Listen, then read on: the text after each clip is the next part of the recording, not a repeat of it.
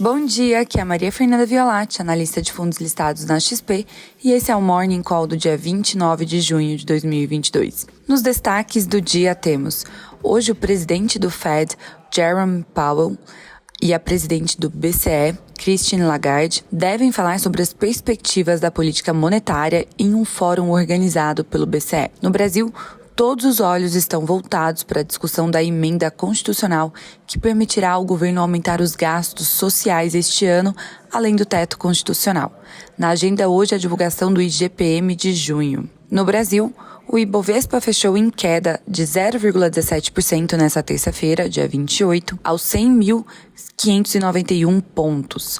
Os juros futuros reforçam as tendências de altas, refletindo principalmente a piora na percepção de risco fiscal com o debate da medida da PEC dos combustíveis no Senado, mas também devido aos fortes dados de criação de emprego que pressionam ainda mais as expectativas do mercado para a inflação. DI janeiro 23 fechou em 13,79%, DI janeiro 24 em 13,6%, DI janeiro 25 em 12,89%, DI janeiro 27 encerrou em 12,84% e DI janeiro 29 em 12,98%. Teto de gastos. No Brasil, todos os olhos estão voltados para a discussão da emenda constitucional que permitirá ao governo aumentar os gastos sociais este ano, além do teto constitucional. O jornal Estadão sugere que os gastos adicionais acima do teto podem superar 50 bilhões de reais. O foco seria aumentar o tamanho do pagamento mensal do Auxílio Brasil de R$ 400 para R$ 600 por mês e aumentar o número de famílias incluídas no programa. A ideia é que esse aumento nas transferências termine até o final deste ano, mas o risco que ele se torne permanente, uma vez que seria impopular reverter a medida. O real se desvalorizou ontem e as taxas de juros futuras atingiram novas máximas. Política monetária. A inflação ao consumidor de junho da Espanha foi de 1,8% em relação ao mês anterior, muito acima das expectativas de 0,5%. Em bases anuais, a inflação atingiu 10,2% e pressionou ainda mais o BCE para reverter o estímulo monetário. A perspectiva de um aperto monetário mais forte nos Estados Unidos e na Europa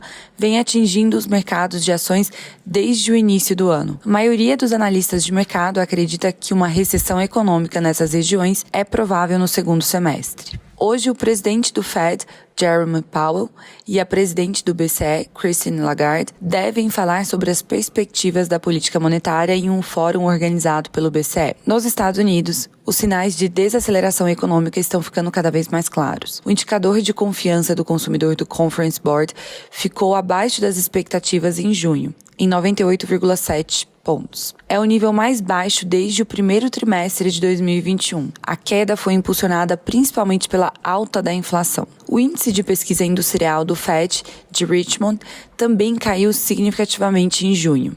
Esses dados mais fracos de atividade econômica, no entanto, não devem impedir que o Fed continue subindo as taxas de juros, uma vez que a inflação continua elevada e generalizada. Mundo. As bolsas internacionais amanhecem em território negativo, Estados Unidos com queda de 0,2% e Europa com queda de 0,7%, dando sinais que podem estender o movimento de queda da semana depois do S&P 500 cair mais de 2% ontem, após leitura fraca da confiança do consumidor, que também apresentou queda pelo segundo mês consecutivo em junho, à medida que os americanos continuam avaliando o impacto dos preços altos e das taxas de juros crescentes. A inflação na Espanha subiu para um nível recorde, frustrando as esperanças de que a quarta maior economia da zona do euro tenha atingido o pico da inflação, enquanto os investidores aguardam os dados da inflação da Alemanha de junho, que serão divulgados ainda hoje. As preocupações com o crescimento econômico, à medida que os bancos centrais